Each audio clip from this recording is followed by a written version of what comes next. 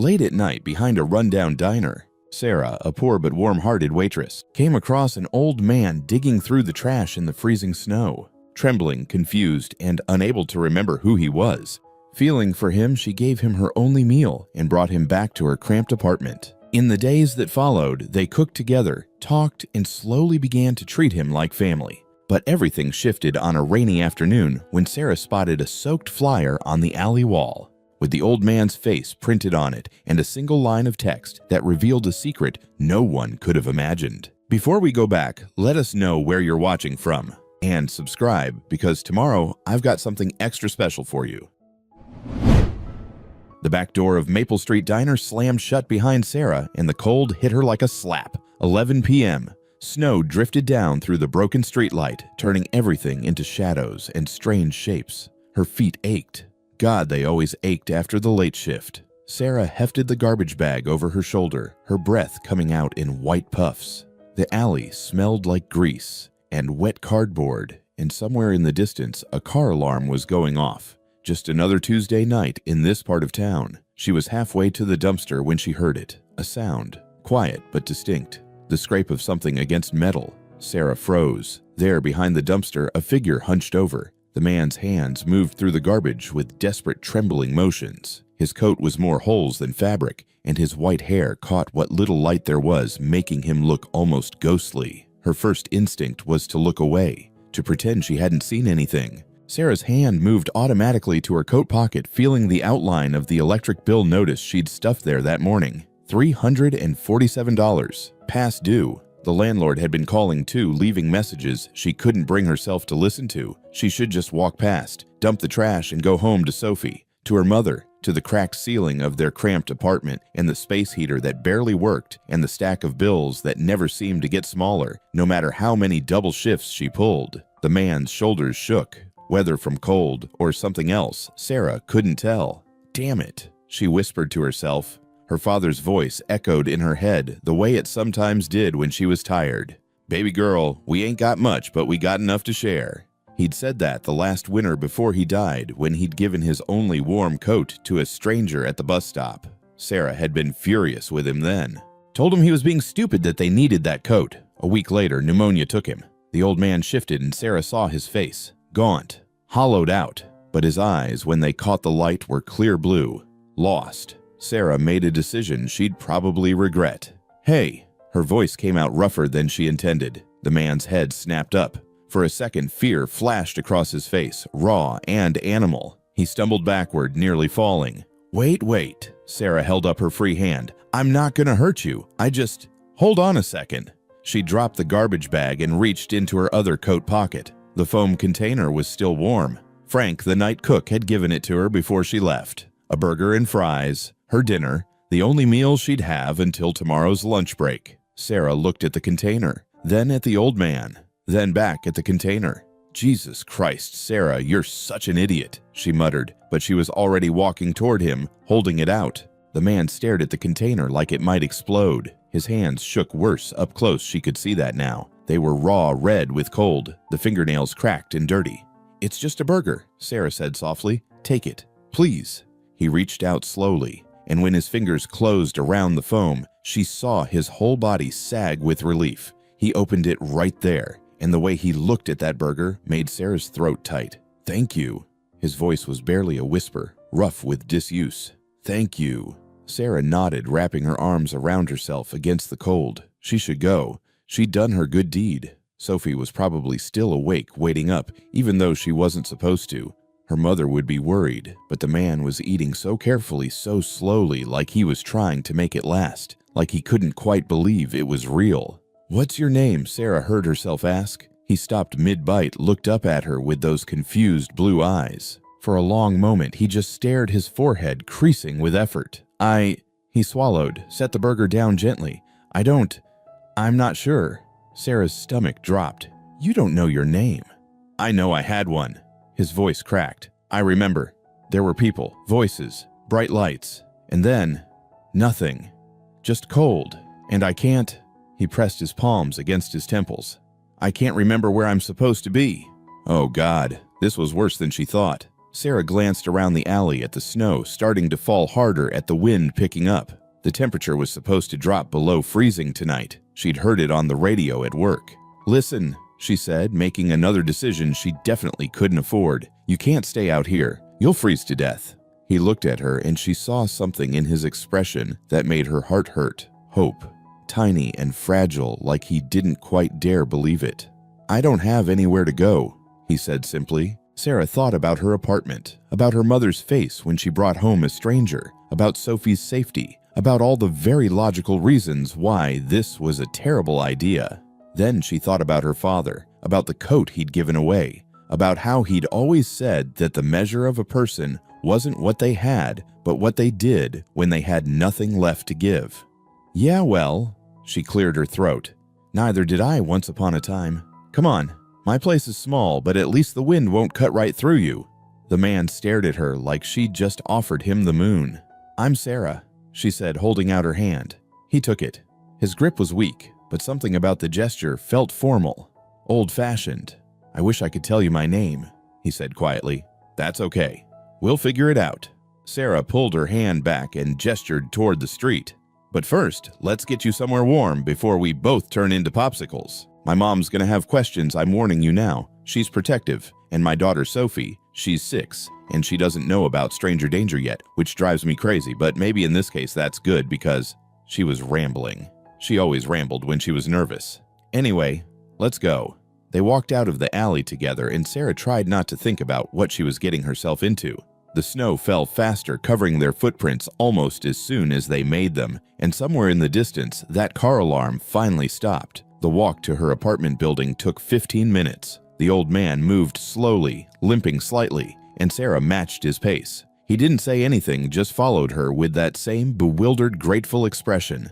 When they reached the entrance to her building with its cracked concrete steps and flickering hallway light, Sarah paused. "This is it," she said. "It's not much." "It's shelter," he replied. "That's everything." Sarah's building was one of those low-income housing complexes that the city pretended didn't exist.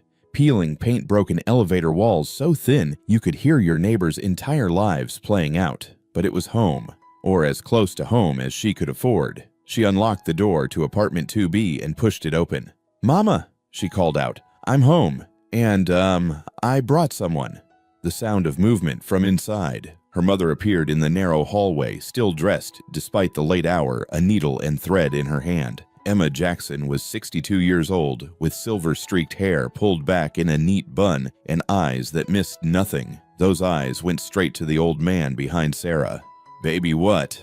Emma's voice trailed off. Her whole body went rigid, and she shifted slightly, positioning herself between the hallway and Sophie's bedroom door. The protective instinct was instant automatic. "Mama, please." Sarah stepped inside, gesturing for the old man to follow. He hesitated at the threshold like he needed permission. He was in the alley behind the diner, in the snow. She lowered her voice. "He doesn't remember who he is. He can't stay out there, Mama. He'll die." Emma's jaw tightened. Sarah could see the war happening behind her mother's eyes. The fear, the caution, but also something else. Recognition, maybe, of what it meant to have nothing. Her mother's gaze moved slowly over the old man, took in his shaking hands, his worn-out shoes held together with what looked like duct tape, the way he stood there swaying slightly with exhaustion. Emma's expression softened, just a fraction, but Sarah saw it. "Come in," Emma said finally, "but you leave that door to Sophie's room closed. Understand she's sleeping." "Yes, ma'am," the old man said quietly. His voice carried a strange formality that seemed at odds with his appearance. Emma moved into the tiny kitchenette and ladled soup from a pot on the stove. Bean soup stretching the ingredients as far as they could go. She set the bowl on the small table and nodded toward it. "Sit, eat." The old man sat down slowly, like his body wasn't sure it could manage it. When he picked up the spoon, Sarah noticed something. The way he held it, the careful, measured movements, like muscle memory from another life. He ate slowly, methodically. Not like someone who was starving, but like someone who had been taught manners a long time ago. Emma and Sarah exchanged glances. "What's your name, sir?" Emma asked, settling into the chair across from him. "I don't know," he said after swallowing. "I can't remember. There are pieces, but nothing fits together. I see things, buildings, glass, numbers, but no names, no faces. He set the spoon down carefully. "I'm sorry to intrude. I know this is your home, and I'm a stranger." "You're a person who needs help," Emma corrected. "That's what you are." A sound from the hallway made them all turn. Sophie stood in her doorway, rubbing her eyes, her hair sticking up in every direction. She wore her favorite pajamas, the ones with the cartoon cats, and she clutched her stuffed bear to her chest. "Mama!" Sophie's voice was sleepy. "Who's that?" "Sophie, baby, go back to bed," Sarah said quickly. But Sophie, being Sophie, did exactly the opposite. She walked straight over to the old man and looked up at him with those wide, curious 6-year-old eyes that didn't know yet to be afraid of the world. "You look cold," she announced. Then without hesitation, she held out her bear. "Here, Mr. Fuzzy keeps me warm. You can borrow him." The old man's hands froze halfway to the bear. Sarah saw his eyes fill with tears, watched his throat work as he tried to swallow them down. "Sophie, honey, he doesn't need your—" Sarah started. "Thank you," the old man whispered. He took the bear with both hands, holding it like it was made of glass. "Thank you so much." A tear rolled down his cheek. Sophie beamed at him, completely oblivious to the weight of the moment. "You're welcome. What's your name?" "I don't remember, sweetheart." Sophie considered this seriously. "That's okay. We can call you something else until you remember. How about Mr. Gray, because of your hair?" The old man smiled. It transformed his whole face, made him look younger somehow. "Mr. Gray is perfect." Sarah felt something crack open in her chest. This was crazy. Absolutely insane. She was bringing a stranger into her home, into her daughter's life, when she could barely afford to feed the 3 of them. But looking at Sophie's happy face, at her mother's softening expression, at the old man clutching a stuffed bear like it was a lifeline, Sarah thought maybe crazy was okay sometimes. "All right, Mr. Gray," she said. "You can sleep on the couch tonight. Tomorrow we'll figure out the rest." "I can't thank you enough," he said softly. "Don't thank me yet," Sarah replied. "The couch is lumpy and the heater sounds like it's going to explode any minute." But when she brought out the spare blanket, the thin one with the holes in it, Mr. Gray took it like she'd handed him a treasure. That night, Sarah lay awake in the bed she shared with Sophie, listening to the sounds of the apartment, the radiator clanking, her mother's soft snoring from the other room, and from the living room, nothing. Just silence. She wondered what she'd just done, what complications she'd just invited into their already complicated life. But mostly she thought about those blue eyes, lost and grateful and somehow still hopeful. "Please don't let this be a mistake," she whispered into the darkness. Sophie stirred beside her, mumbling something in her sleep about bears and cold people. Sarah closed her eyes and tried not to think about the electric bill, or the rent, or tomorrow. For tonight they kept someone alive. That had to count for something. Morning light filtered through the thin curtains of apartment 2B. Sarah woke to the smell of coffee, which was strange because they only made coffee on Sundays to save money. She padded into the kitchen and found her mother at the stove scrambling eggs. Mr. Gray sat at the table, freshly washed, wearing one of her father's old shirts that Emma must have dug out from somewhere. His white hair was combed back, and in the daylight, Sarah could see his face more clearly. The sharp cheekbones, the straight nose, something about him looked refined even in borrowed clothes. "Morning, Mama." Sarah kissed Emma's cheek. "You didn't have to use the good eggs." "He's a guest," Emma said simply. "Besides, Sophie already informed him he's staying forever, so we might as well feed him proper." Mr. Gray looked up, embarrassment coloring his face. "I don't want to impose. I can leave after breakfast." "And go where?" Emma set a plate in front of him. "You don't remember where you came from? It's January. You'll freeze." She pointed her spatula at him.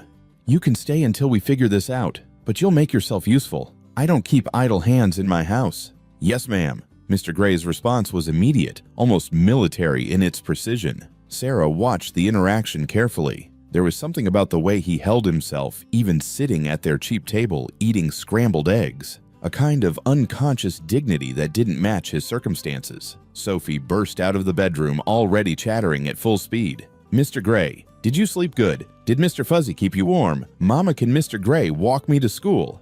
"Absolutely not," Sarah said quickly, her protective instincts kicking in. "We don't know him yet, baby." Sophie's face fell, and Mr. Gray looked down at his plate, something like shame crossing his features. His hands tightened around his fork. "Sophie, honey, go get dressed," Emma said gently. "School starts in an hour." After Sophie left, reluctantly dragging her feet, Emma turned to Mr. Gray. Don't take it personal. Sarah's just being a good mama. We've had our share of troubles, and she's learned to be careful." "I understand completely," Mr. Gray said quietly. "You've already done more than I could ever have expected. I don't want to cause any problems." The day passed slowly. Sarah had the morning shift at the diner, so Emma stayed home with Mr. Gray. When Sarah returned that afternoon exhausted and smelling like grease, she found something unexpected. The apartment was cleaner than it had been in months. The windows sparkled, catching the weak winter sunlight. The floors were mopped, and she could actually see the pattern on the linoleum. The dishes were done, organized in the cabinet by size. And Mr. Gray was sitting with Emma, helping her sort buttons from an old sewing kit, his movements precise and methodical. "He's got good hands," Emma said, not looking up from her work. "Steady. And he folded the laundry like he's been doing it in his sleep. Hospital corners on the sheets and everything." "I hope you don't mind," Mr. Gray said quietly, looking up at Sarah with those clear blue eyes. "I needed to do something to earn my keep. I couldn't just sit here while you both work so hard." Sarah noticed his fingers moving over the buttons, sorting them by size and color with an efficiency that seemed automatic, like his hands knew what to do even if his mind didn't remember learning it. "You didn't have to do all this," Sarah said, but she was touched, grateful even. "I wanted to." Mr. Gray set down a blue button carefully. It felt good to be useful, to have a purpose, even a small one. Over the next few days, a routine developed that felt almost natural. Mr. Gray slept on the couch, woke early before anyone else, and cleaned. He was meticulous about everything. The way he arranged the dishes in the cabinet, all facing the same direction. The way he lined up shoes by the door, organized by size and frequency of use. The way he folded towels into perfect thirds. The precision was almost obsessive, but it was helpful. The apartment had never been so organized. Emma started giving him small sewing projects to help with. She did alterations for neighbors to make extra money, and Mr. Gray proved surprisingly good at it. His stitches were even and tight, his measurements exact. "Where'd you learn to sew?" Emma asked him one afternoon. Mr. Gray paused, needle halfway through fabric. "I don't know, but my hands know.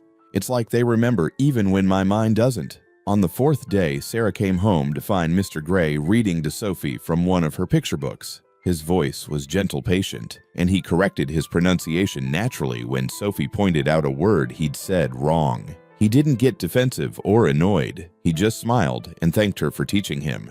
"You're good with kids," Sarah observed, leaning against the doorframe. Mr. Gray looked up, surprise flickering across his face. "I am, aren't I?" He sounded amazed by his own behavior, like he was discovering something new about himself. "I don't know why, but it feels familiar. Like I've done this before." Sophie was leaning against his shoulder, completely comfortable, pointing at pictures in the book. "This is an elephant. They're really big, and they never forget anything. Maybe you're like an elephant, Mr. Gray, and you'll remember everything soon." Mr. Gray's hand trembled slightly as he turned the page. "I hope you're right, sweetheart." That night, after Sophie was asleep, the three adults sat around the small table. Emma poured tea rationing out the last of the sugar carefully. The radiator clanked and hissed in the corner, doing its best to keep the cold at bay. "We should take you to the hospital," Sarah said, wrapping her hands around her mug for warmth. "Get you checked out. Maybe they can help with your memory. Do an MRI or something." Fear flashed across Mr. Gray's face, quick and sharp. "No, please. I don't. Hospitals feel wrong. Dangerous." He gripped his cup tightly, knuckles going white. "I can't explain it, but I know I can't go there. Something bad will happen if I do." Emma and Sarah exchanged glances. Emma's expression was concerned, Sarah's more skeptical. "That don't make much sense," Emma said gently. "Hospitals help people." "I know. Logically, I know that." Mr. Gray pressed his hand to his forehead. "But there's this feeling, this certainty, like instinct. I can't go there." "All right," Emma said slowly. "No hospitals, but we need to figure out who you are. You got family somewhere probably. People looking for you." "I keep seeing numbers," Mr. Gray said, suddenly looking up at them with confused eyes. "In my dreams. Columns of numbers, percentages, profit margins. Terms like quarterly earnings and market share and leveraged buyouts. What does that mean?" "Sounds like you worked with money," Sarah suggested. "Maybe you were an accountant or worked at a bank." "Maybe." He rubbed his temples, wincing. "But it's all fog, shapes in the mist. The more I try to remember, the worse my head hurts. It's like there's a wall in my mind, and every time I push against it, it pushes back harder." "Then don't push," Emma said firmly. "Let it come natural. Forcing it ain't gonna help nothing." A week passed, then two. Mr. Gray became part of their small household in ways that felt both strange and right. He learned Sophie's schedule without being told, had her backpack ready every morning with her homework folder on top. He helped Emma with her sewing work, threading needles with steady hands that never shook when he was focused. And he asked Sarah about her day every evening, listening with genuine interest as she complained about difficult customers and tight shifts. "You're different," Sarah told him one night. They were alone in the kitchen, Emma asleep and Sophie tucked in. The overhead light buzzed softly, and outside snow fell past the window. "The way you talk, the way you move, even the way you eat. You weren't always homeless, were you?" "No." Mr. Gray's voice was more certain than he'd been about anything else. "I don't know who I was, but I know I wasn't this. Sometimes I catch myself expecting things. A softer bed, a larger room, better coffee." He smiled ruefully. "Then I realize where I am, and it's like waking up from a dream I can't quite remember. Does that make sense?" "Yeah, it does." Sarah traced the rim of her mug. "Does it bother you being here living like this?" He looked at her and his eyes were completely serious. "This is the safest I've felt since I woke up in that alley. You gave me that, all of you. You gave me food when I was starving, shelter when I was freezing, dignity when I felt like nothing. I'll never forget it, Sarah. Even if I never remember anything else about my life, I'll remember this. I'll remember your kindness." Sarah felt warmth spread through her chest, pushing back against the constant worry and stress she carried. "Well, you're earning your keep. Mama says you're the best helper she's ever had, and Sophie loves you. She's a remarkable child, so smart and kind. You're raising her well." Mr. Gray paused. "It must be hard doing it on your own. Her father left before she was born," Sarah said, the old bitterness creeping into her voice. "Didn't want the responsibility. So, yeah, it's hard, but she's worth it. Everything I do for her. She's lucky to have you." "I'm lucky to have her." Sarah stood, stretching her tired back. "I should get to bed. Early shift tomorrow." "Sarah," Mr. Gray's voice stopped her. "Thank you for everything. For seeing me when you could have looked away. For taking a chance on a stranger. For giving me a reason to want to remember who I am." "You don't have to keep thanking me." "Yes, I do. Because I don't know if I'll get another chance." Sarah didn't know what to say to that, so she just nodded and went to bed.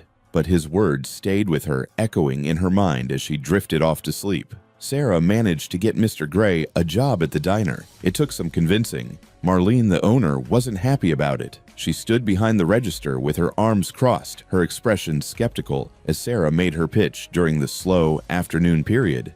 "He got any experience?" Marlene was a heavy-set woman in her 50s with sharp eyes that missed nothing and a tongue that could cut glass.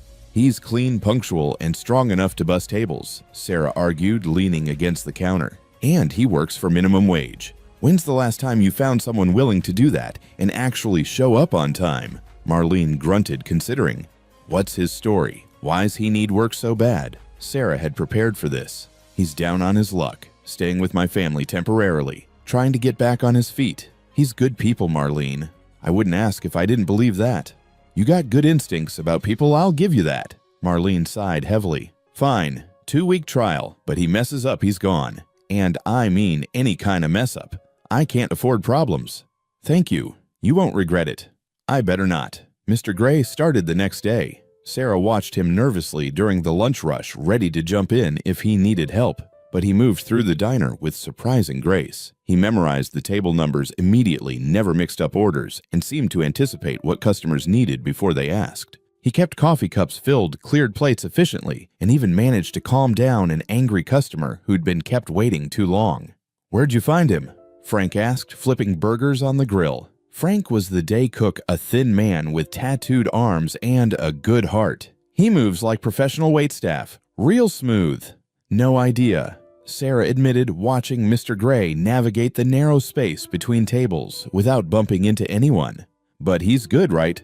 "Real good. Too good for this place if you ask me. He's got that thing you know, that polish, like he's done better work than this." The comment stuck with Sarah. Frank was right. Mr. Gray was too good at everything. Too polished, too refined. Even in his borrowed clothes and worn shoes, there was something about him that didn't quite fit the image of a drifter down on his luck. It was his third day at the diner when things got strange. The lunch rush had ended and the diner had settled into its afternoon lull. A few stragglers sat in booths nursing coffee and pie. Marlene was at the register muttering under her breath, papers spread across the counter. Her face was red and she kept erasing numbers in her ledger, rewriting them, erasing again. "Damn accountant," she growled loud enough for the whole diner to hear. "These numbers don't add up. We're short $300 somewhere, and I can't figure out where. And he wants to charge me $200 to come look at it again. Highway robbery." Mr. Gray was wiping down the table next to the register, methodical as always. He glanced over just a quick look and froze. Sarah watched his eyes move across the papers, scanning, processing, his brow furrowed with concentration.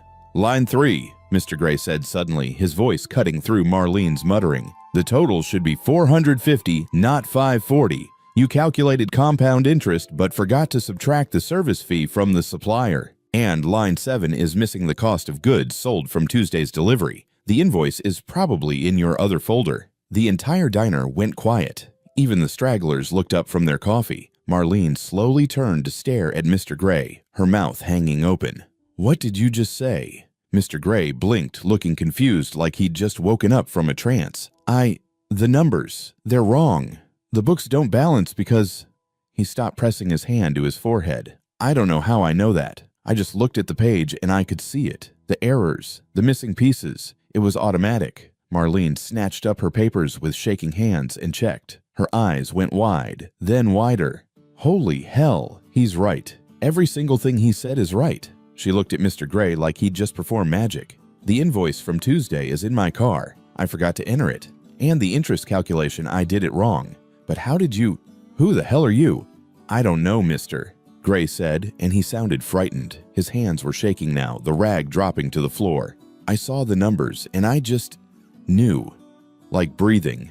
Like it was the most natural thing in the world. But I don't remember learning it. I don't remember studying accounting or finance or anything. It's just there in my head." Sarah's heart was pounding. She moved quickly to Mr. Gray's side, guiding him to sit in the nearest booth. "Easy. Just breathe." He collapsed into the seat, breathing hard. "There are more numbers in my head. Stock prices, market trends, corporate structures, terms like amortization schedules and depreciation tables and capital gains tax. It's all there, Sarah. It's all just sitting there in my brain like a filing cabinet, but I don't remember putting it there." Frank leaned over the counter, his eyes wide. "Sounds like you were some kind of accountant. Or a business guy. Finance manager or something." "A finance manager doesn't end up in a dumpster," Marlene said bluntly, but her voice was gentler now. "Something happened to you, Mr. Gray. Something bad." Mr. Gray's hands were shaking harder. He pressed them flat on the table, trying to still them. "I keep seeing flashes, brief images, a car, headlights so bright they hurt, someone shouting. Fear. Real fear. Then running. I was running from something. Or someone. And I couldn't stop. I just kept running until I didn't know where I was anymore."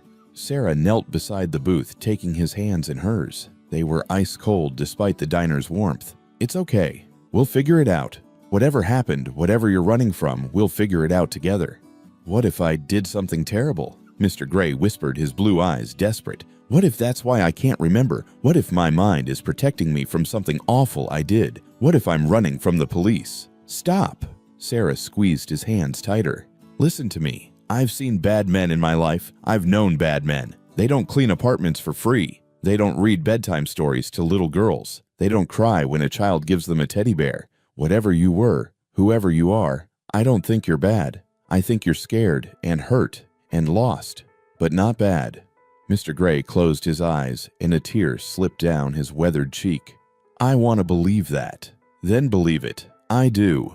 That evening, after their shift ended, Sarah and Mr. Gray walked home together through the darkening streets. The snow had stopped, but the air was bitter cold, turning their breath to white clouds. "I'm scared," Mr. Gray admitted quietly. "What if my memory comes back, and I don't like what I find? What if the person I was isn't someone worth remembering?" "Then we'll deal with it," Sarah said firmly, her voice strong despite her own doubts. "Together. You're not alone in this anymore, Mr. Gray. You've got me. You've got Mama. You've got Sophie. Whatever comes, you've got us." He looked at her and something passed between them. Understanding, trust. The kind that couldn't be earned quickly, but somehow had been earned anyway, built in the space between garbage bags and scrambled eggs and quiet conversations in a tiny kitchen. "I don't deserve you," he said softly. "Maybe not, but you've got me anyway, so deal with it." A small smile crossed his face, the first real smile Sarah had seen from him. It changed his whole face, made him look younger, less lost. When they got home, Sophie was waiting with a drawing she'd made at school. A picture of their family drawn in crayon with the careful intensity only a 6-year-old could manage. 4 figures holding hands, Emma with her gray hair, Sarah with her curly hair, Sophie with her big smile, and a tall figure with white hair labeled Mr. Gray in Sophie's careful letters. "That's us," Sophie announced proudly, holding the drawing up. "That's our family. My teacher said I had to draw my family, so I drew all of us." Mr. Gray took the drawing with trembling hands, staring at it like it was the most precious thing he'd ever seen. "Can I keep this?" "Of course." Sophie beamed, delighted by his reaction. "You're family now. You live with us, and you help Grandma, and you walk with Mama, and you read me stories. That's what families do." Mr. Gray carefully folded the drawing and tucked it into his shirt pocket right over his heart. His eyes were wet, but he was smiling. "Thank you, Sophie. I'll treasure this forever." That night, lying in bed next to her sleeping daughter, Sarah thought about the mystery that was Mr. Gray, about the numbers he could see and the fear in his eyes, about the life he couldn't remember and the person he was becoming in spite of that. Whatever happened next, whoever he turned out to be, she was glad she'd stopped in that alley, glad she'd shared her burger, glad she'd taken the chance. Because sometimes the best things in life came from the moments when you chose kindness over convenience. 3 weeks passed in a strange kind of domesticity. Mr. Gray settled into his new life with an ease that surprised everyone, including himself. But Sarah noticed things, little things that didn't add up. The way he straightened his collar, even though it was just a borrowed shirt from her dead father. The way he held himself spine straight, shoulders back, like someone who was used to command. The way he sometimes reached for things that weren't there, like his hands expected better cutlery or finer glasses. And his hands. They were healing from the cold and roughness of street living, and underneath they were the hands of someone who'd never done hard labor. No calluses from construction work, no scars from kitchen accidents. They were soft, well-kept hands despite weeks of living rough.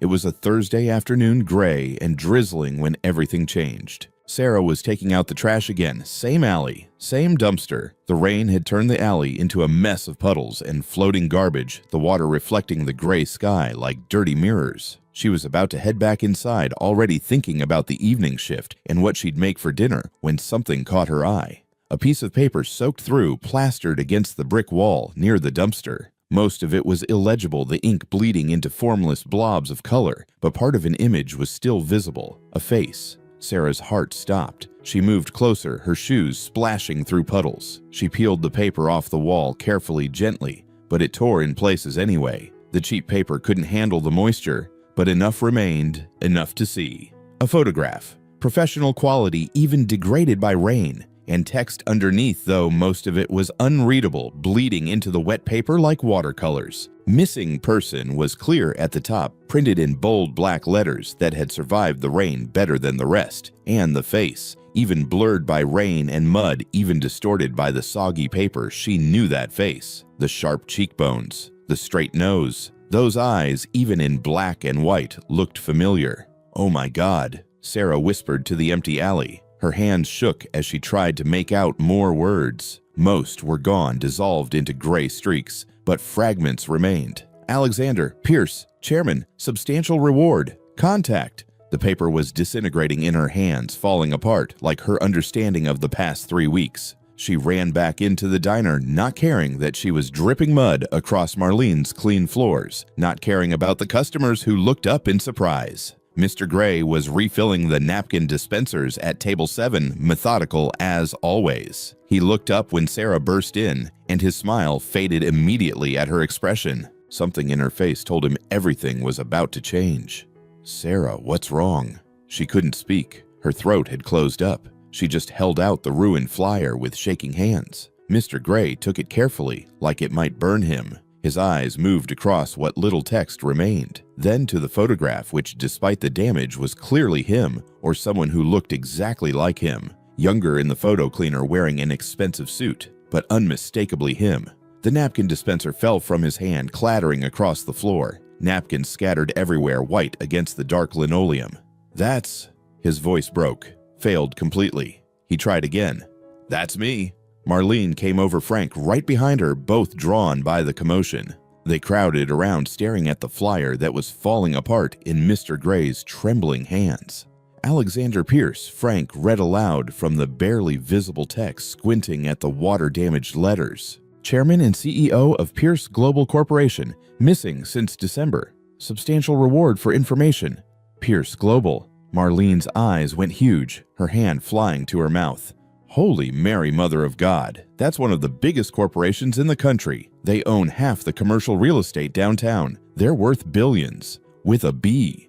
Mr. Gray, or Alexander, or whoever he was, swayed on his feet. His face had gone absolutely white, drained of all color. Sarah caught his arm just as his knees buckled. "Sit down, right now, before you fall down." He collapsed into the nearest booth, the ruined flyer still clutched in his hands. He stared at it like it was written in a language he couldn't quite read.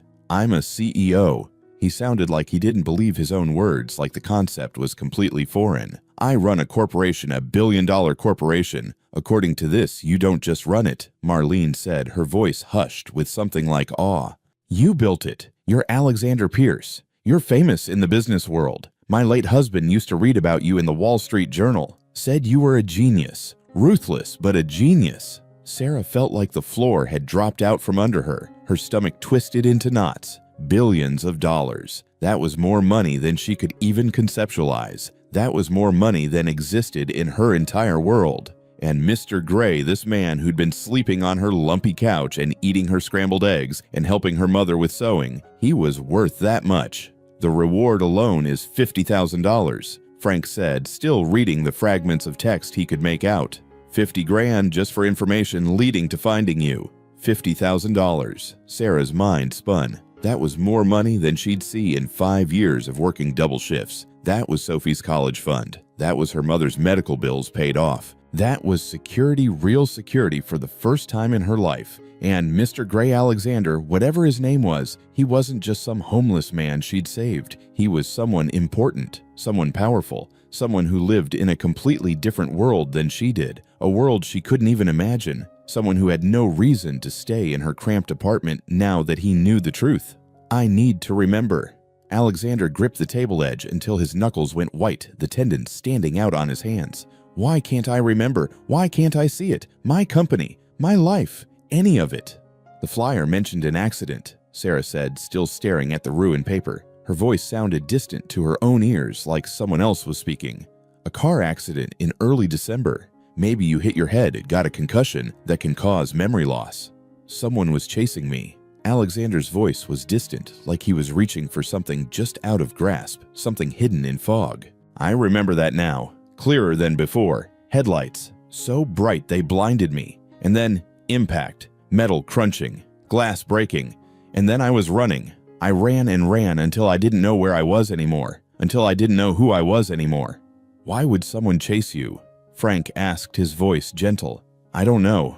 But I was terrified. I remember the fear more than anything else. Pure animal fear. So I kept running." Alexander looked up at Sarah, and she saw tears in his eyes sliding down his weathered cheeks. "If I hadn't run, if I'd just stayed and gotten help, I wouldn't have ended up in that alley. You wouldn't have had to save me. You wouldn't have had to give up your dinner to feed a stranger." "Stop," Sarah said, but her voice came out weaker than she intended. "You were hurt and scared. You did what you thought you had to do to survive." Marlene was reading what was left of the flyer, her finger tracing the visible words. "Says here there's a daughter. Olivia Pierce. She's the one who posted these flyers all over the city. She's the one offering the reward." She looked at Alexander with something like pity. "You got a kid looking for you. A daughter who thinks you might be dead." Alexander's face crumpled like paper. "I have a daughter. You do.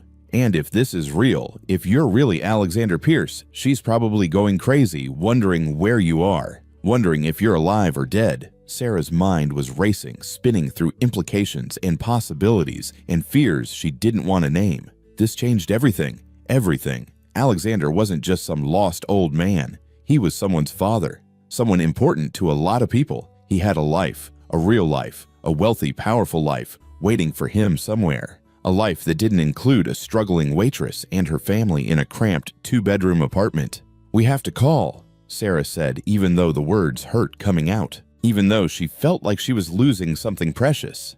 "We have to let them know you're alive. Your daughter needs to know." "Not yet." Alexander grabbed her hand across the table, his grip desperate. "Please, I need to remember first. I need to know what happened, why I ran. What if I was running for a good reason? What if going back is dangerous? What if whoever tried to kill me is still out there? Or," Marlene said carefully, her voice the voice of reason, "what if you just got confused and scared after a head injury? What if you ran because you were disoriented and frightened, and now your family is desperate to find you? What if every day you don't contact them is another day they're suffering?" Alexander's hands were shaking again, the tremor visible even as he gripped the table. "I see flashes, brief images. A woman, young, dark hair pulled back, wearing a business suit. She's crying. Her face is red and swollen like she's been crying for days. Is that my daughter? Is that Olivia? I don't—" He pressed his hands to his head, fingers digging into his temples. "Why can't I remember my own child's face? What kind of father doesn't remember his daughter?" Sarah felt her own tears coming hot and unwelcome. This was too much, too big, too complicated. She was just a waitress trying to make rent and raise her kid. She couldn't handle corporate intrigue and missing billionaires and whatever complex web Alexander Pierce had been caught in. But then she looked at his terrified face, at the way his hands shook, at the genuine anguish in his eyes, and she knew she couldn't walk away. Not yet. Not when he needed her. "Okay," she said, her voice steadier now. "Here's what we're going to do. We're going to finish this shift like professionals. Then we're going to go home and talk to my mama because she's got more sense than both of us put together. And then we're going to figure out the right thing to do. Together. As a team." Alexander nodded, still gripping her hand like it was a lifeline in a storm. "What if they don't believe it's me? What if I've been gone so long they've moved on? What if they don't want me back?" "Then we'll deal with that too," Sarah said, even though she had no idea how. "But first things first. You need to remember, or at least you need to try. And you need to be ready for what comes next, whatever that is." "What if I don't want what comes next?" Alexander asked quietly, his voice barely above a whisper. "What if the life I had before was the reason I ended up in that alley? What if it was cold and empty and meaningless? What if this right here with you and Emma and Sophie is better than whatever I left behind?" Sarah didn't have an answer for that. She didn't have an answer for any of this. The address on the flyer, pieced together from the fragments Sarah could read, led them to West Hills. Sarah had heard of the neighborhood, of course. Everyone had. It was the kind of place that showed up in magazines, in movies, in the dreams of people who bought lottery tickets, where the houses were called estates and the lawns were bigger than city parks, where the property taxes alone were more than Sarah made in a year. She'd never actually been there, never had any reason to venture into that rarefied world of wealth and privilege. Sarah had borrowed money from Marlene for a cab, promising to pay it back from her next paycheck. She couldn't afford it, not really, but this felt important. Essential even. Alexander sat beside her in the back seat, wearing the cleanest clothes they could put together. One of her father's old button-downs pressed carefully by Emma until the creases were sharp. Pants that were slightly too short but decent enough. He looked nervous, no more than nervous. He looked terrified, his hands clenched in his lap, his breathing shallow. "We can turn around," Sarah said softly, watching the neighborhoods change as they drove. The buildings getting nicer, the cars getting newer, the streets getting cleaner. "If you're not ready, if you need more time, I have to know." Alexander's voice was steady, but his hands betrayed him, shaking despite his attempts to control them. "I have a daughter, Olivia. She's looking for me. She thinks I might be dead. I can't hide forever. She deserves to know I'm alive." The cab turned onto Sterling Boulevard, and Sarah's breath caught in her throat. This wasn't just a nice neighborhood. This was something else entirely. The houses here weren't houses. They were monuments to wealth. Stone and glass and wrought iron, each one more impressive than the last. Manicured lawns that probably required full-time staff. Gates and walls and security systems visible even from the street. "Which number?" The driver asked, his voice neutral, but his eyes curious in the rear-view mirror. 1523, Alexander said, his voice barely audible. The cab slowed in front of a set of gates that looked like they belonged to a palace. 12 feet tall, ornate wrought iron with gold accents flanked by stone pillars that had to be 8 feet wide. Beyond them, a long driveway curved up to a mansion that looked like it belonged in a movie about old money and American aristocracy. Sarah felt herself getting smaller, shrinking. This was where Alexander belonged, this world of wealth and privilege and power so far removed from her reality, it might as well be another planet, another dimension entirely. She looked down at her worn coat, her cheap shoes with the sole coming loose, her hands rough from work and washing dishes and scrubbing floors. She didn't belong here. She was a smudge of dirt in a pristine world. "We're here," the driver said. Alexander didn't move. He stared at the gates like they might swallow him whole, like they were the mouth of some great beast waiting to devour him. "Do you remember it?" Sarah asked quietly. "No. Yes. Maybe." He closed his eyes, his face twisted with concentration.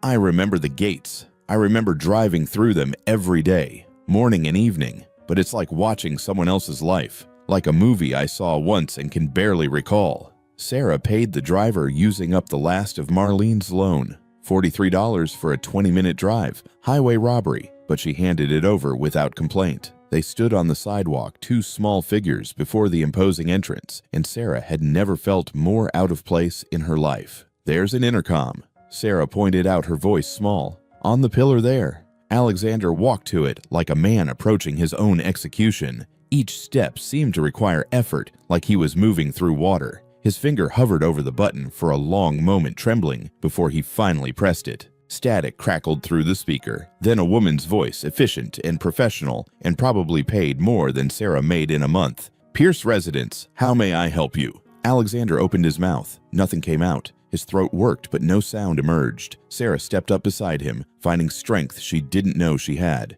"We're here to see Olivia Pierce. It's about her father, about Alexander Pierce." A pause. A long pause. "Regarding what matter, please?" "Just tell her someone's here about Alexander Pierce. Tell her it's important, please." Another pause, even longer this time. Sarah could almost hear the internal debate happening on the other end. Then, one moment, they waited. Sarah was acutely aware of everything wrong with her appearance. Her coat with the missing button, her shoes that needed replacing, the way her hair was frizzy from the rain, the way she probably looked like she didn't belong here because she didn't. This wasn't her world. Would never be her world. The intercom crackled again. A different voice this time, younger, higher, urgent, with barely contained emotion. "Who is this? If this is some kind of cruel joke, I swear to God." "Olivia." Alexander's voice broke on the name, cracked right down the middle. Are you Olivia?" Silence. Complete and utter silence. Then barely a whisper, disbelieving and desperate and full of hope that was almost painful to hear. "Dad." "I think so," Alexander said, his voice shaking. "I'm sorry, I can't remember everything. I can't see your face in my mind, but I think I'm your father. I think I'm Alexander Pierce." The gates swung open so fast they nearly hit Sarah. The motors hummed with expensive efficiency, and then a woman was running down the driveway, her heels clicking on the pavement before she kicked them off and kept running barefoot. She was maybe 30, with dark hair streaming behind her, wearing an expensive pantsuit that probably cost more than Sarah's monthly rent. Even from a distance, even running and disheveled, she looked polished, put together, like someone who belonged in this world of wealth and power. She stopped about 10 feet away, her hand flying to her mouth, staring at Alexander like he was a ghost, like he was something she'd given up hoping to see. "Dad." Her voice shook, broke, reformed. "Is it really you? Please tell me this is real. Please tell me I'm not dreaming." Alexander took a step forward, his own hands shaking. "I'm sorry. I'm so sorry. I don't remember your face clearly. I don't remember your childhood or your graduation or any of the things a father should remember, but I know you're important to me. I know I've been looking for you in my dreams. I know you matter." Olivia broke. She ran the last few steps and threw her arms around Alexander, sobbing into his shoulder with the kind of raw emotion that made Sarah's chest ache. "You're alive. Oh God, you're alive. We thought you were dead. The accident, and then you disappeared, and we looked everywhere, Dad. We looked everywhere. Police, private investigators, search parties. We've been searching for 6 weeks. 6 weeks of not knowing if you were alive or dead or suffering somewhere. Alexander's arms came up slowly, uncertainly, like he wasn't sure he had the right. Then they closed around her tight, holding her like she might disappear. "I'm sorry," he kept saying over and over like a prayer. "I'm so sorry. I'm sorry I worried you. I'm sorry I left. I'm sorry." Sarah backed away, giving them space, giving them privacy for this moment that had nothing to do with her. She felt like an intruder on something sacred, something private, this reunion that belonged to them, to their family, to their world. But then Olivia pulled back, keeping her hands on Alexander's shoulders like she was afraid he'd vanish if she let go. Her eyes, red and swollen, and still streaming with tears, moved to Sarah, really looked at her for the first time. "Who are you?" Sarah's throat went dry. Her voice came out smaller than she intended. "I'm nobody. Just someone who helped him when he needed it. Nobody." Alexander turned, reaching for Sarah's hand, pulling her forward when she tried to stay back. "This is Sarah Jackson. She saved my life. She found me in an alley, freezing and confused and half dead, and she took me home, fed me, gave me shelter. She and her family took care of me when I had nothing, when I was nothing." Olivia's eyes widened. She looked at Sarah properly now, really seeing her, taking in the worn coat, the cheap clothes, the exhausted eyes of someone who worked too hard for too little, the visible signs of a life spent struggling.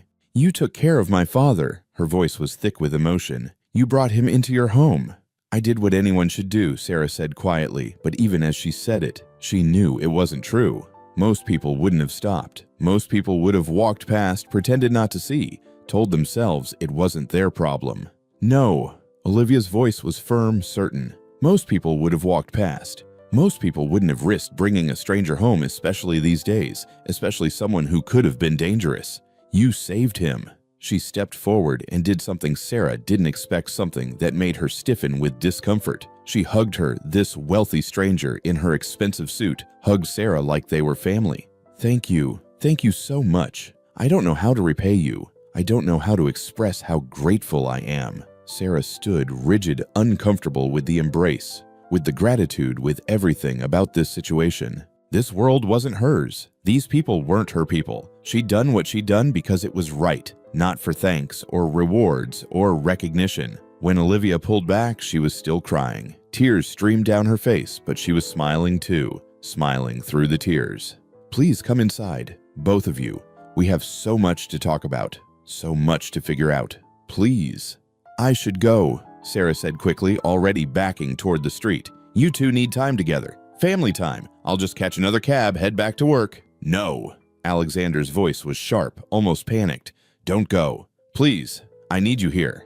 I don't know how to do this without you." Sarah looked at his frightened face, at the way his hands reached for her, like she was his anchor in a storm, and she couldn't refuse. She couldn't leave him, even though every instinct told her she didn't belong here. "Okay," she said softly. "I'll stay.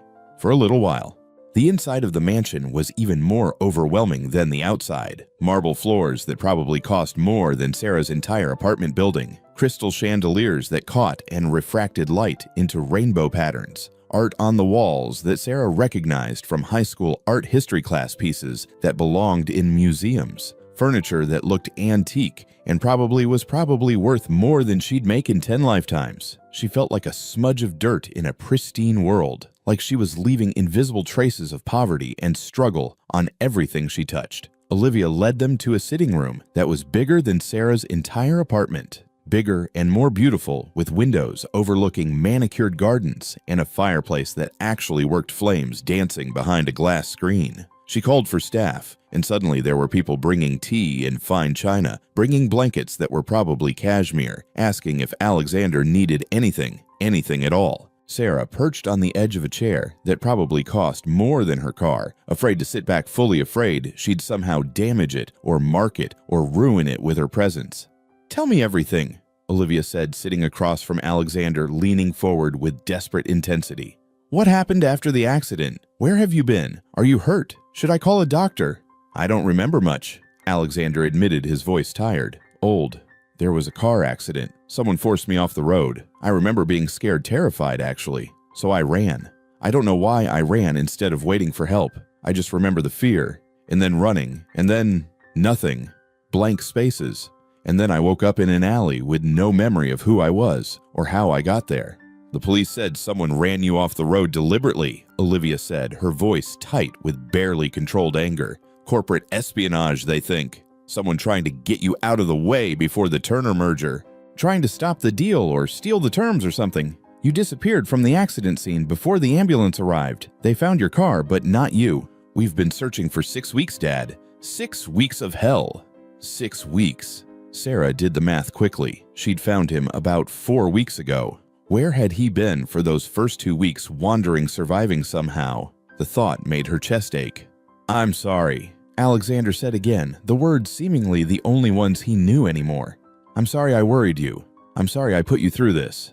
You're alive. That's all that matters now. Olivia wiped her eyes with the back of her hand, smearing mascara. We'll get you the best doctors, neurologists, specialists, whatever you need. We'll help you remember. We'll piece it all back together. Whatever you need, Dad. Whatever it takes. She turned to Sarah, and her expression was earnest, grateful, almost reverent. And you. I owe you everything. Please let me repay you. The reward money on the flyer was just a starting point. I'll give you whatever you need, whatever you want. Name it. I don't want money, Sarah said quickly, the words coming out harsher than she intended. Defensive. I didn't help him for money. I helped him because he needed help. That's it. I know. I can see that. But please let me do something. Let me... No. Sarah stood up abruptly, her chair scraping against the expensive floor. I'm glad he's home.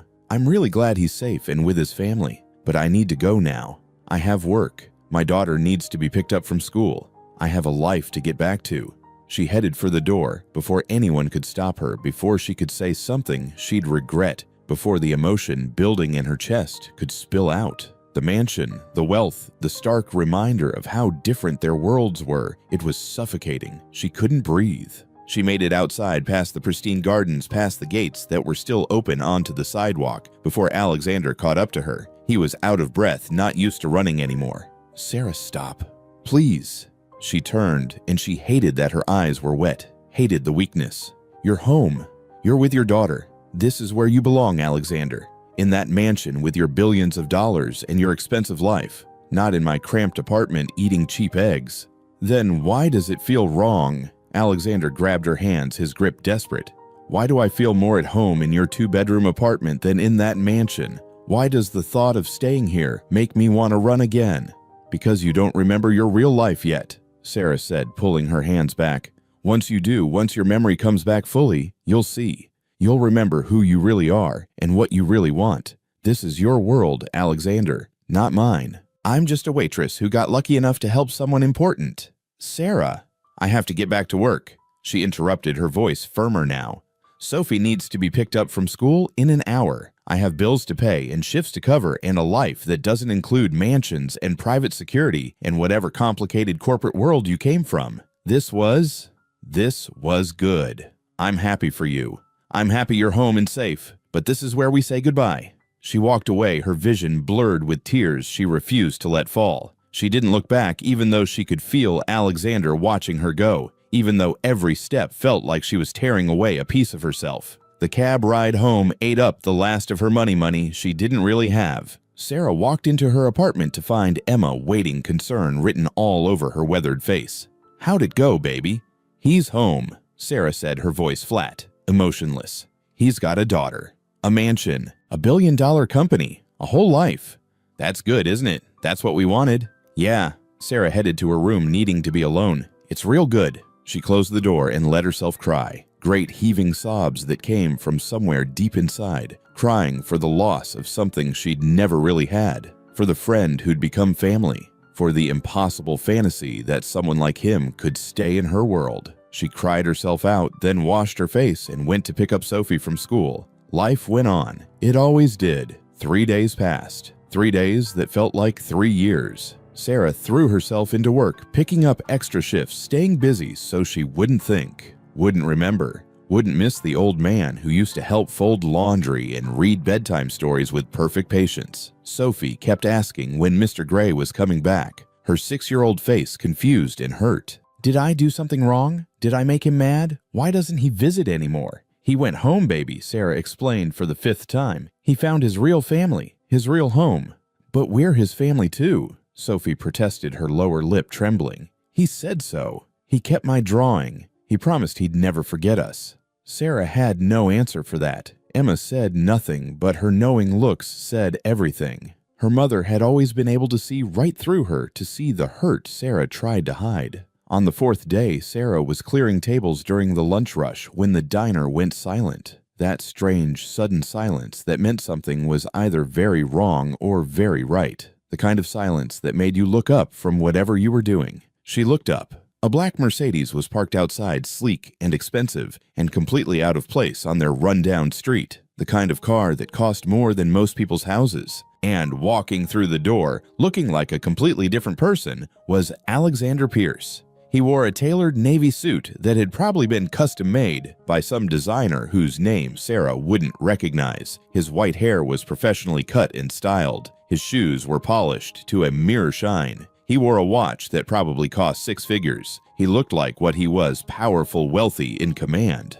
A man who could buy this entire neighborhood and barely notice the expense. But his eyes were the same. Those clear blue eyes, uncertain and searching, and somehow still vulnerable. Every customer in the diner was staring. Marlene stood behind the counter with her mouth hanging open, her spatula frozen halfway to a plate. Frank had stopped flipping burgers. Even the coffee maker seemed to pause mid-percolate. Alexander walked straight to Sarah, weaving between tables with the confidence of someone who'd commanded boardrooms. He stopped right in front of her, close enough that she had to look up to meet his eyes.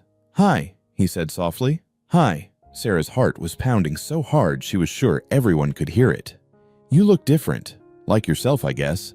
I feel different. The doctors say my memory is coming back. Slowly in pieces, but it's coming." He glanced around the diner, taking in the stares, the silence. "Can we talk, please?" "I'm working. Take your break," Marlene called out, finding her voice. "Right now, Sarah. Go." "That's an order." Sarah wanted to refuse, wanted to stay busy, wanted to avoid whatever was about to happen. But the look on Marlene's face, the way Alexander was standing there, like he'd wait forever if he had to, left her no choice. She led him outside to the same alley where this had all started, where she'd found him digging through garbage, desperate and lost. The symbolism wasn't lost on either of them. "You shouldn't be here," Sarah said, crossing her arms defensively. "You've got a whole company to run, don't you? Board meetings and mergers and whatever else billionaires do with their time." "I do. And I have a board meeting in 2 hours that I'm probably going to be late for.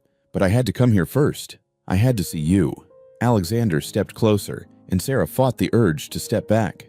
"I've been thinking about what you said, about how that mansion is my world and not yours."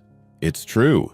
"No, it's not." His voice was firm, certain. "My world, my real world, is corporate boards and hostile takeovers and people who smile while they stab you in the back. My world is empty penthouses and lonely dinners and relationships based on what I can do for people. Your world is taking care of a stranger because it's the right thing to do. Your world is a little girl who shares her teddy bear with a man who looks scary. Your world is real, Sarah. Mine is just expensive." Sarah's throat tightened. She swallowed hard. "What do you want, Alexander? Why are you really here? I want to do something right for once in my life. I've spent 30 years making money, building empires, crushing competitors. And what did it get me? Someone tried to kill me. I ended up alone in an alley, and the only people who cared were strangers who had no reason to help, who had every reason not to help." He pulled out a business card, heavy stock with embossed lettering. "This is Olivia's card. She runs the Pierce Foundation, our charitable trust. She wants to hire you."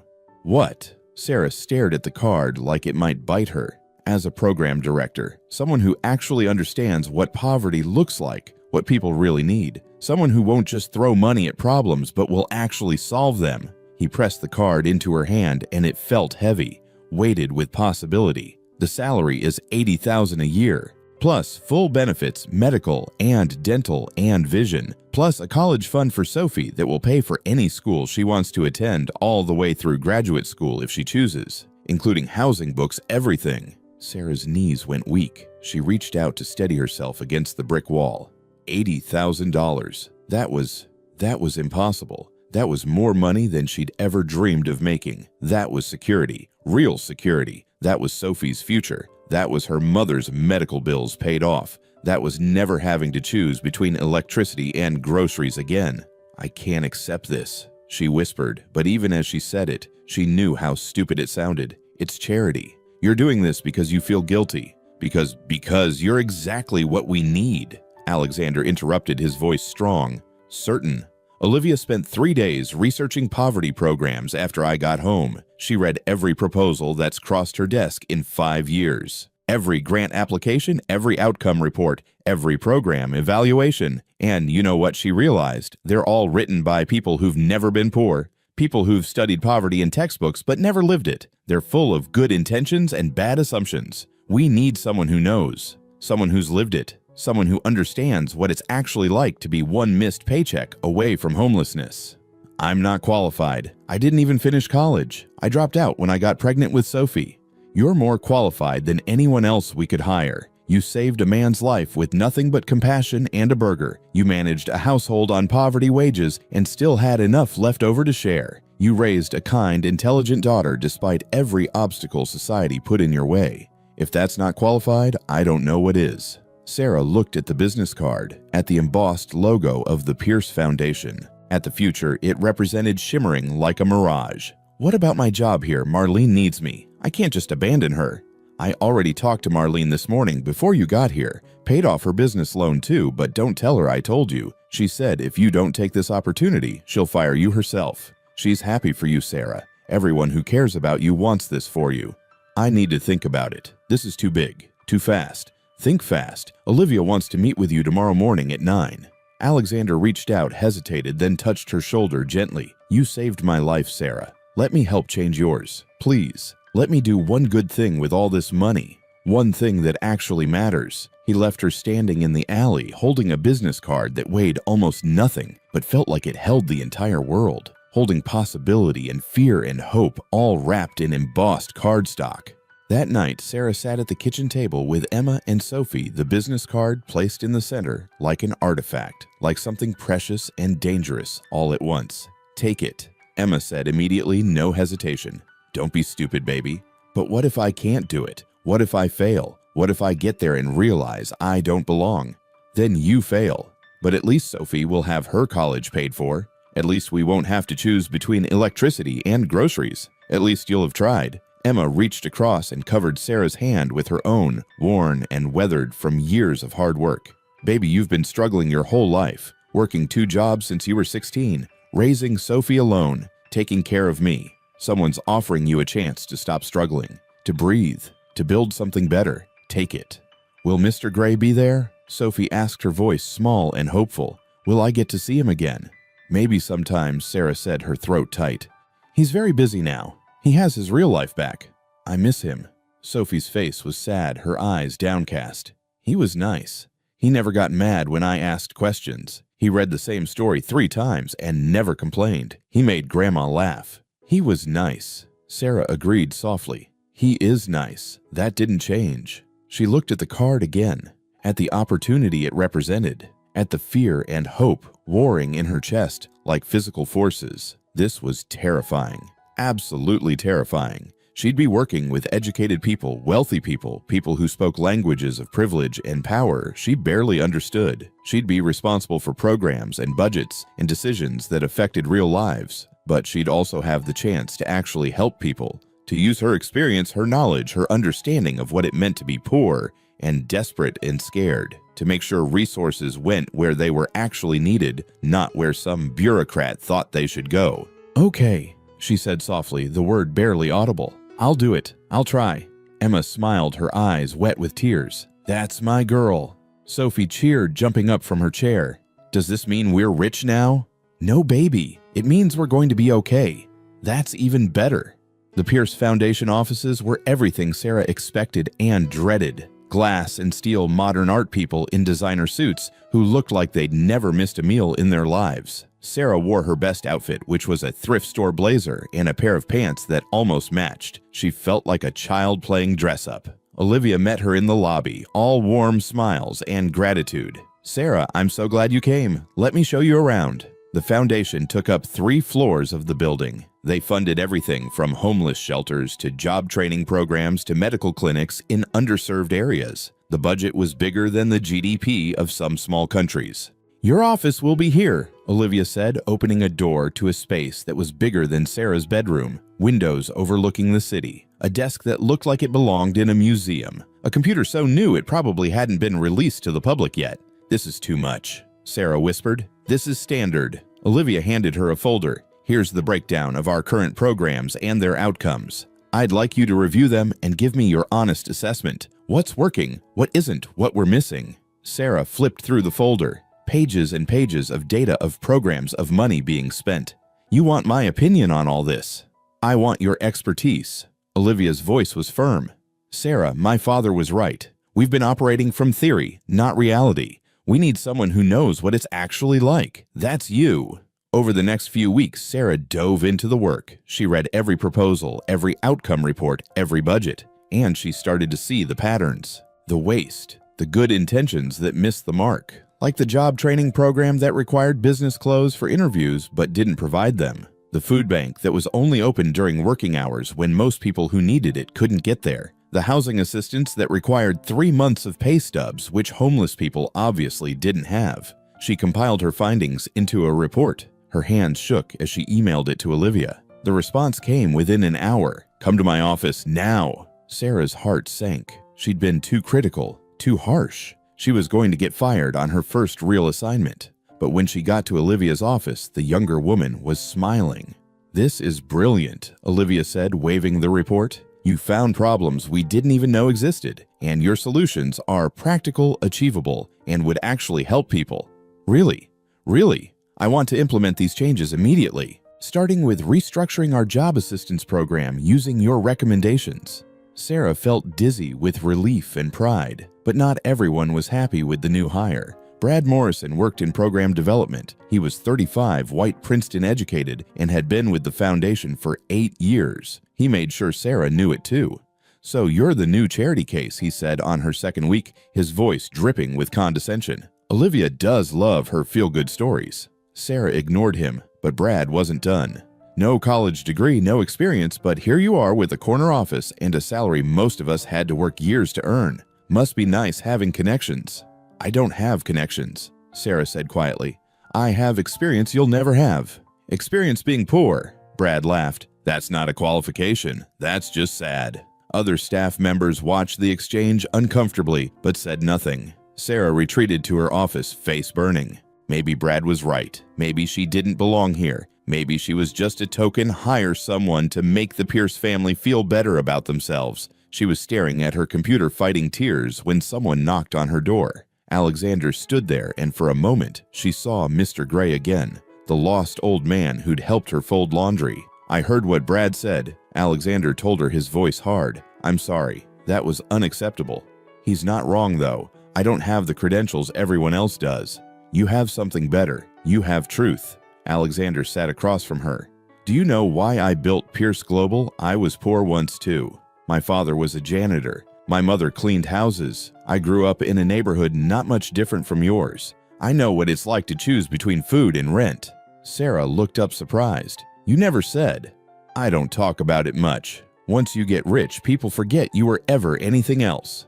But I remember, and I forgot what it was like to use that memory for good instead of just making more money." He leaned forward. You remind me why I started the foundation in the first place. Don't let people like Brad make you doubt yourself. How do I prove I belong here? You already have. That report you wrote was better than anything Brad's produced in years. Olivia knows it. I know it. Eventually, everyone will know it. After Alexander left, Sarah felt steadier. She dove back into her work with renewed determination. The Community Needs Assessment Project became her baby. She didn't just read reports. She went into the neighborhoods, talked to people, listened to what they actually needed, not what bureaucrats thought they needed. And slowly, the other staff started to notice her programs worked, her solutions were practical, and her passion was undeniable. Olivia started inviting her to bigger meetings, asked her opinion on major decisions, relied on her input. They started having lunch together, then dinner, then coffee on weekends when Olivia insisted on meeting Emma and Sophie. Sarah found herself relaxing around Olivia, finding common ground.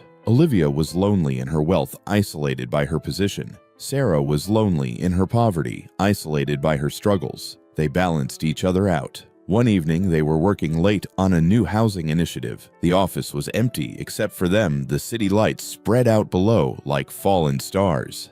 "Can I ask you something?" Olivia said suddenly. "Why did you really help my father? And don't say it's what anyone would do, because it's not." Sarah thought about it. "My dad died because he gave his coat to someone who needed it. I was angry at him for years. Thought he was stupid for putting someone else first." She looked at Olivia. "But when I saw your father in that alley, I understood. Some things are more important than being smart. Some things you just have to do because they're right." Olivia's eyes were soft. "He talks about you all the time, you know. Says you and your family saved more than his life. You saved his soul." "That's dramatic, but true." Olivia hesitated, then reached across the table and touched Sarah's hand. "I'm glad he found you. I'm glad you found us." The touch lingered longer than it should have. Their eyes met and held. Sarah felt something shift between them, something warm and uncertain and full of possibility. She pulled her hand back gently. "We should finish this proposal." "Right, yes, the proposal." Olivia's cheeks were slightly pink. They worked in comfortable silence, but something had changed. An awareness, an understanding that maybe this connection between them was more than just professional, more than just friendship.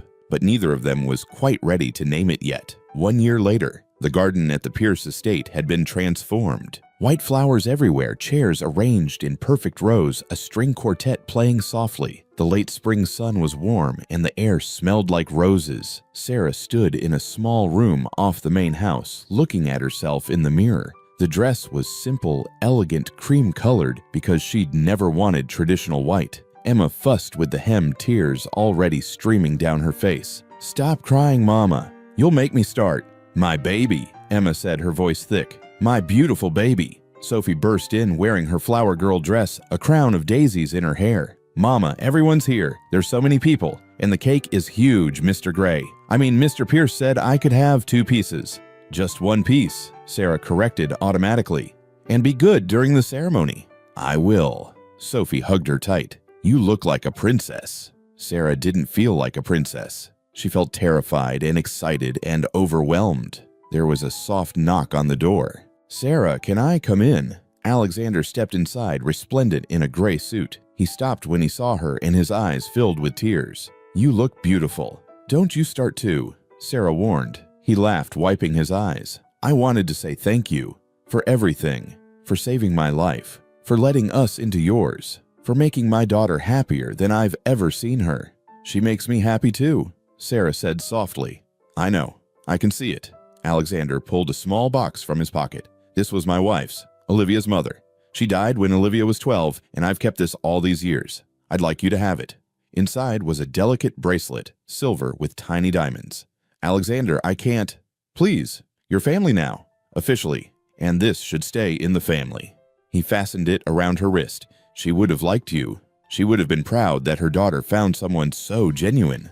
The music outside changed, the wedding march. "That's your cue," Emma said, dabbing her eyes. Sarah walked down the aisle on shaky legs. The garden was full of people. Staff from the foundation, friends from the old neighborhood, Marlene from the diner dabbing her eyes, Frank grinning broadly, and at the end of the aisle, under an arch of white roses, stood Olivia. She wore a tailored suit also in cream, her dark hair swept back, and her face, when she saw Sarah, lit up like the sun. Sarah reached her side and Olivia took her hands. "Hi," Olivia whispered.